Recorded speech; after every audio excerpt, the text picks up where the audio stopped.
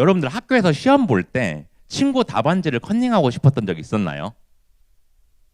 네, 아마도 한 번쯤은 있었죠. 그런데 공부를 많이 해서 자신이 있었다면 그런 마음이 들지 않았을 것입니다. 열심히 공부했다면 혼자서 답안지를 다 썼을 텐데 공부를 못해서 컨닝을 하고 싶었던 적이 있었을 것입니다. 그런데 이럴 때 정직하지 못하고 부정행위를 저지른다면 당장에는 점수를 잘 받을 수 있습니다. 그래서 지금 당장에는 좋아도 멀리 봤을 때는 주변 사람들과 자신에게 모두 해를 끼치는 것이기 때문에 정직한 성품을 가져야 합니다. 따라서 정직한 성품이란 거짓말을 하지 않고 사실을 있는 그대로 보여주는 것입니다. 정직한 사람은 자신의 이익을 위해서 어떠한 유혹이 있어도 거짓된 길을 선택하지 않습니다. 그래서 말과 행동 또 겉과 속이 다르지 않고 일치하는 사람입니다. 그런데 바로 하나님이 이렇게 정의롭게 진실하시고 거짓이 없으신 하나님이라고 신명기 32장에서 말하고 있습니다. 또 잠언 12장 22절을 보면 하나님은 거짓된 자를 미워하시고 정직한 자를 기뻐하신다고 말하고 있습니다. 이처럼 하나님은 하나님의 자녀인 우리 모두가 정직한 성품을 가지기를 원하십니다. 그리고 우리가 거짓말로 사람을 속일 수는 있어도 하나님을 속일 수는 없습니다. 하나님은 우리의 마음과 생각을 모두 보고 계시기 때문에 정직한 사람은 하나님께 신뢰와 인정을 받으면서 평강을 누리게 됩니다. 반면에 다른 사람들을 속여서 이익을 차려는 사람들은 결국 그 거짓이 드러나고 하나님께 외면받게 됩니다. 그런데 이렇게 정직한 성품에 대한 우리에게 교훈을 주는 성경 이야기가 있습니다. 바로 오늘 우리가 살펴본 사도행전에 나오는 본문입니다. 사도행전은 예수님이 승천하시고 나서 있었던 초대교회 이야기인데 사도행전 초반에는 감동적인 이야기가 많이 나옵니다. 그래서 부활하신 예수님이 승천하시고 나서 오순절이 성령님이 임하셔서 그 자리에서 3,000명이 회개하고 세례를 받았습니다. 그 뒤로 베드로가 예루살렘 성전 솔로몬의 행각에서 설교를 했는데 그 자리에서 또 5,000명이 회심하면서 초대교회가 급속도로 성장합니다.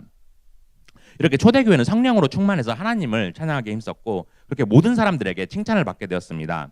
그리고 교회 성도들 간에 사랑과 은혜가 넘쳐서 그들이 말로만 사랑하는 것이 아니라 자기 재산까지 기꺼이 나눠주었습니다.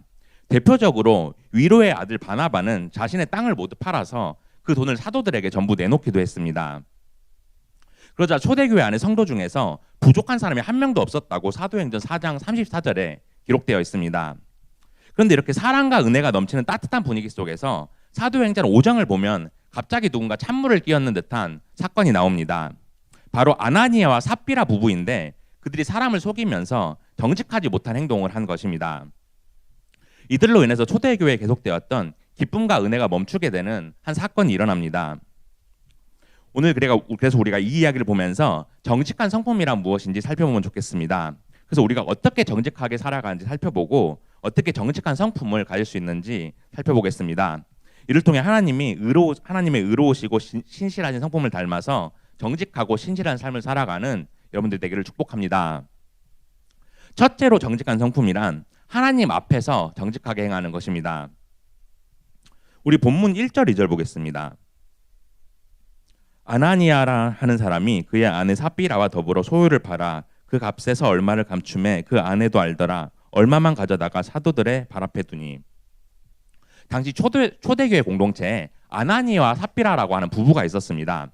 그런데 그들이 어느 날 자기들의 가진 땅의 일부를 팔았습니다.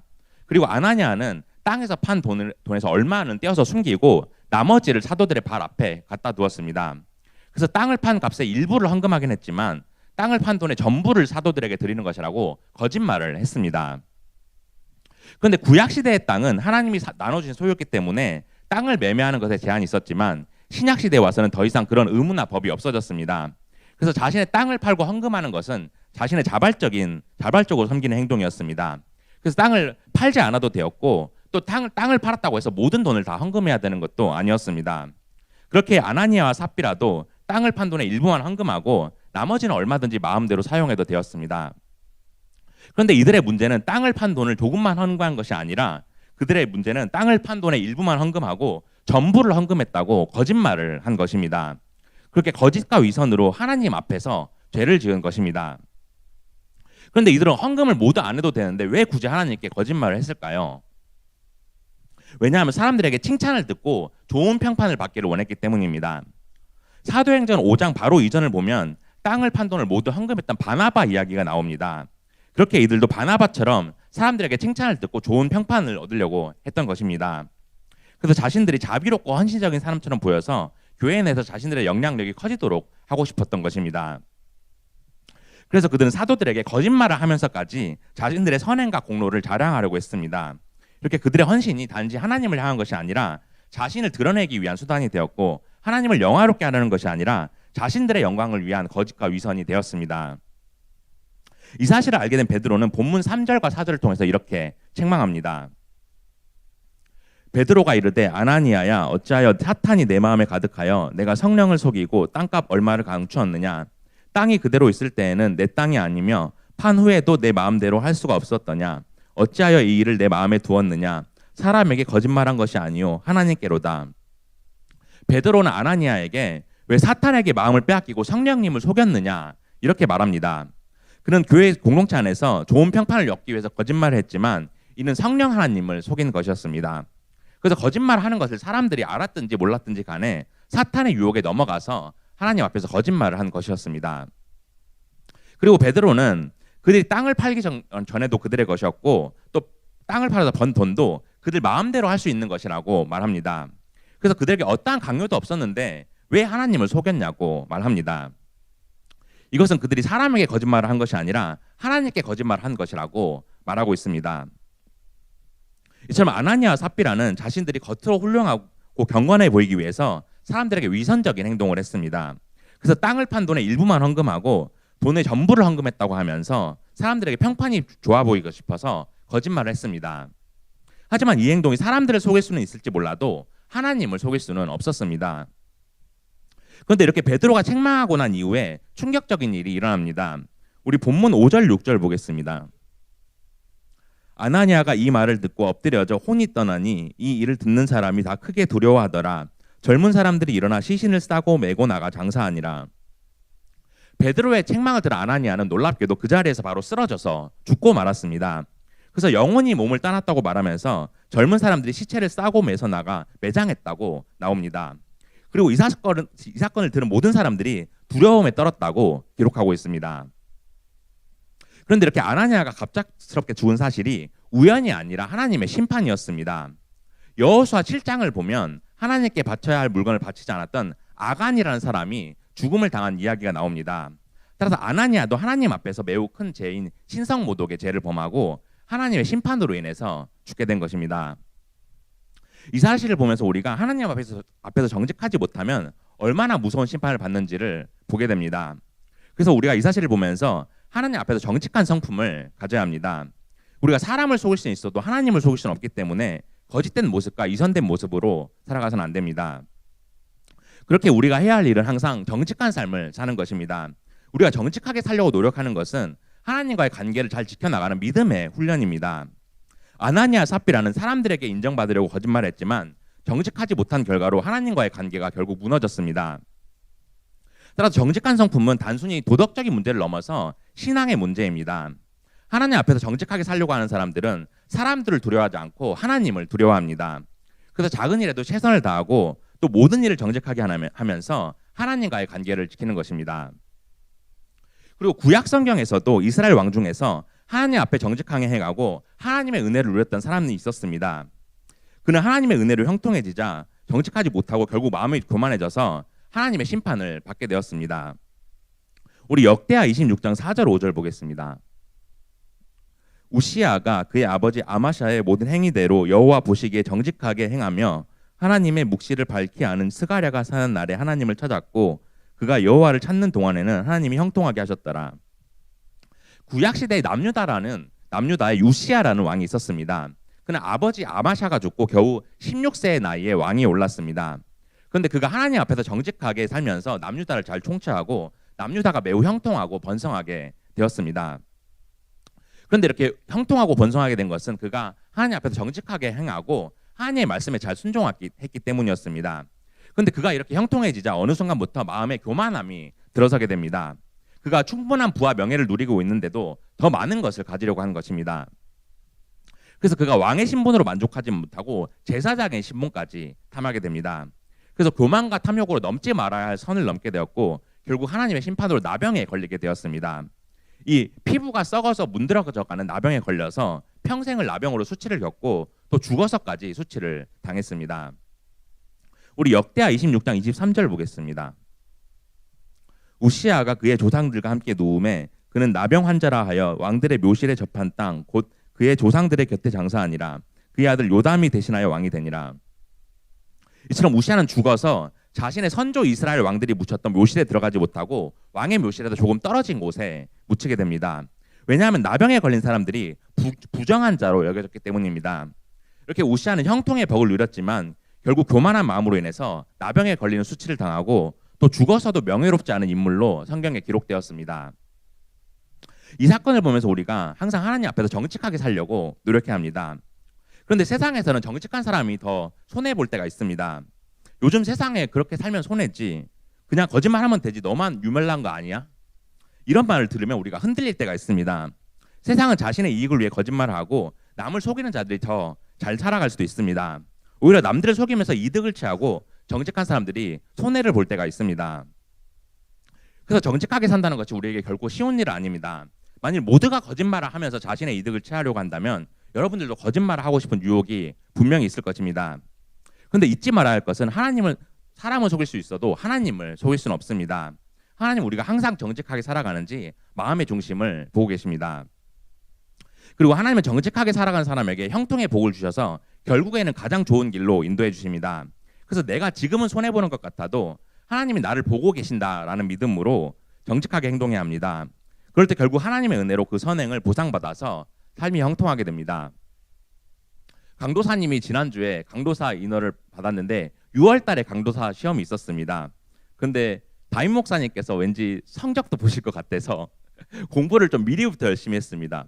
그래서 6과목 했는데 3,000문제가 정도가 됐습니다. 3,000문제를 근데 보려면 시간이 너무 오래 걸리니까 1월 달부터 6월이 시험에서 1월 달부터 공부를 했는데 이렇게 3,000문제를 보는데 처음엔 2달이 걸렸습니다.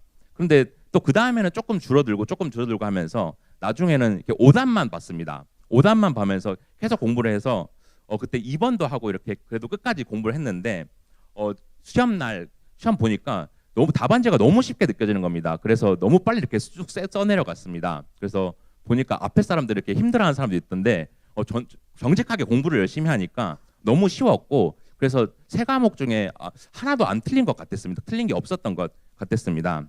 그래서 정직하게 열심히 하면 좋은 결과를 받을 수 있다는 것을 알게 되었습니다. 그리고 이제 지난주 수요일에 강도사 인허 그 예배 때 목사님께서 설교를 하셨는데 그때 설교 내용이 이제 강도사 인허를 받았으니까 정직하게 사역을 하라는 것이었습니다. 그래서 정직하게 말씀을 전하고 또 정직하게 또 성도들에게 성도들을 섬기고 또 정직하게 사역하라는 그런 겉면의 내용이었습니다. 그래서 항상 제가 정직하게 살아야겠다고 또 마음을 다잡는 그런 예배가 되었습니다. 그리고 잠언에서도 우리가 정직하게 살아야 할 것을 권면하고 있습니다. 우리 잠언 10장 9절 보겠습니다. 바른 길로 행하는 자는 걸음이 평안하려니와 굽은 길로 행하는 자는 드러나리라. 바른 길로 행하는 자들 곧 정직한 자들은 평안해지고 제약된 자들은 결국 그 악행이 모두 드러난다고 말합니다. 이 말씀은 우리가 하나님을 믿는다면 하나님 앞에서 정직하고 바른 길을 항상 걸어가야 합니다. 그럴 때 하나님도 우리의 정직한 마음을 보시고 우리의 길을 가장 복되고 선한 길로 이끌어 주십니다. 그러므로 여러분들이 가정에서 학교에서 또 교회에서 어떠한 일이 있든지 항상 정직한 모습으로 살아갔으면 좋겠습니다. 그래서 항상 하나님이 나를 지켜보신다는 마음으로 작은 일 앞에서도 정직하게 행동하는 여러분들 되기를 축복합니다.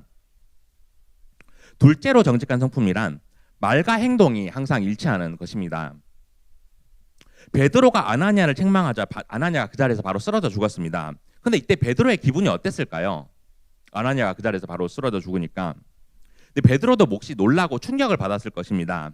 근데 베드로가 이 일을 곰곰이 생각해 보니 아나니아가 거짓말을 해서 하나님의 심판으로 죽은 것이라는 사실을 곧 깨닫게 되었습니다. 아나니아가 하나님을 속이려고 했던 일에 대한 심판이라는 사실을 알게 되었습니다. 그래서 삽비라가 돌아왔을 때 삽비라에게도 그 돈이 땅을 판 돈의 전부인지를 단도직입적으로 물어보았습니다. 우리 본문 7절 8절 보겠습니다. 3시간쯤 지나 그의 아내가 그 일어난 일을 알지 못하고 들어오니 베드로가 이르되 그 땅 판 값이 이것뿐이냐 내게 말하라 하니 이르되 예 이것뿐이라 하더라. 아나니아가 죽고 3시간쯤 지난 뒤에 삽비라가 들어왔습니다. 그런데 그녀가 방금 전에 무슨 일이 있었는지 전혀 모르고 있었습니다. 그래서 베드로가 삽비라에게 너희가 땅을 팔아서 번 돈이 정말 이것뿐이냐? 이렇게 물어봤습니다. 그런데 삽비라도 네, 이것뿐입니다. 이렇게 거짓말을 하면서 베드로가 진실을 고백할 수 있는 마지막 기회를 주었는데도 결국 거짓말을 합니다. 그러자 베드로는 삽비라에게 이렇게 말합니다. 우리 본문 9절에서 11절 보겠습니다. 베드로가 이르되 너희가 어찌 함께 깨하여 주의 영을 시험하라 하느냐. 보라, 내 남편을 장사하고 오는 사람들의 발이 문 앞에 이르렀으니 또 너를 메어 내가리라 하니 곧 그가 베드로 발 앞에 엎드려져 혼이 떠나는지라. 젊은 사람들이 들어와 죽은 것을 보고 메어다가 그의 남편 곁에 장사하니 온 교회와 이 일을 듣는 사람들이 다 크게 두려워하니라. 베드로는 삽비라에게 어떻게 너와 너 남편이 서로 짜고 하나님을 시험할 수 있느냐. 봐라, 너의 남편을 장사 지내고 온 사람이 곧 들어올 것인데 그들이 너도 메고 나갈 것이다. 이렇게 말합니다. 근데 이 말이 끝나자마자 삽비라도 자신의 남편처럼 베드로 앞에 쓰러져서 죽었습니다. 그리고 아나니아를 장사 지냈던 사람들이 돌아오자마자 삽비라를 또 한 번 메고 나가서 또다시 장사를 지냈습니다. 그리고 이 일을 듣게 된 온 교회와 모든 성도들이 큰 두려움에 사로잡히고 이 일은 당시 온 초대 교회에 영향을 미치게 되었습니다. 이렇게 하나님은 초대 교회의 순결함을 지키시기 위해서 아나니아와 삽비라에게 무서운 심판을 내리셨습니다.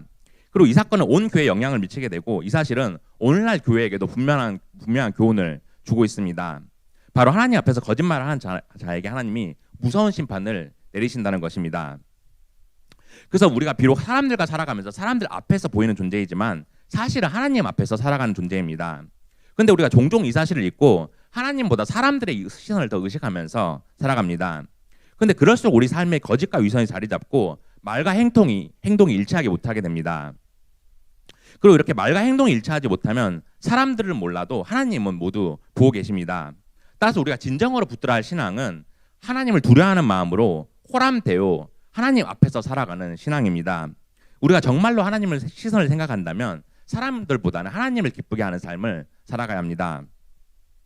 그래서 우리가 단지 거짓말을 하지 않는 것을 넘어서 내가 하는 말과 행동이 항상 일치해야 합니다.